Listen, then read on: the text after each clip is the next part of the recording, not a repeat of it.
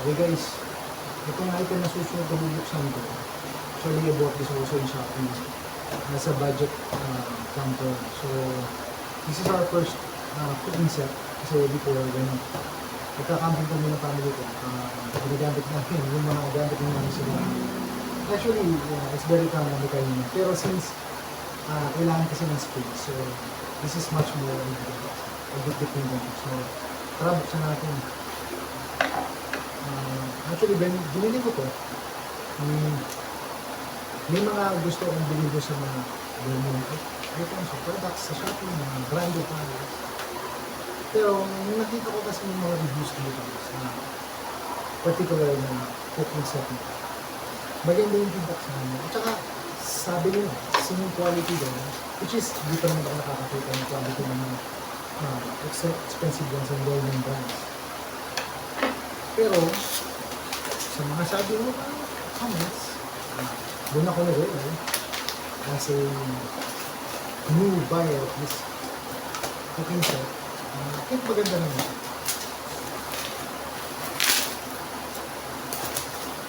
Good din yung pagka-package niya, pagkabalot mo sa kubos sa salon niya ko, maganda yung balot niya. Good ito ka secret.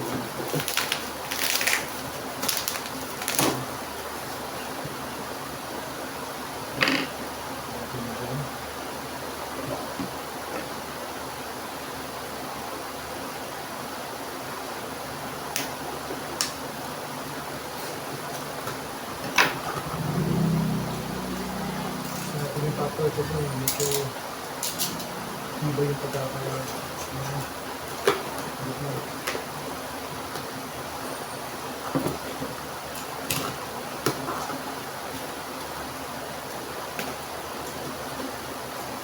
Double box siya.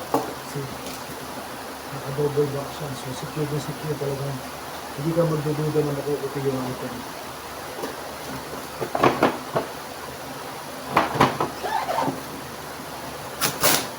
Ayun na natin. Kasi we don't need ba yung outer box.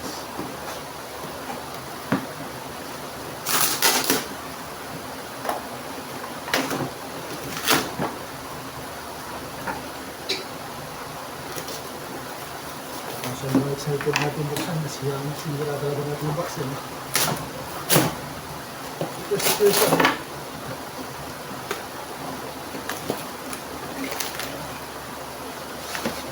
Okay. So, ito yung cooking set na binili ko. This is actually good for 4 to 6 person. Dun sa mismong store, yung kanyang description. This is the inside. Okay. See, parang mo talaga siya.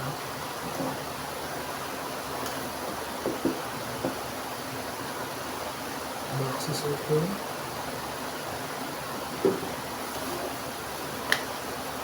Open.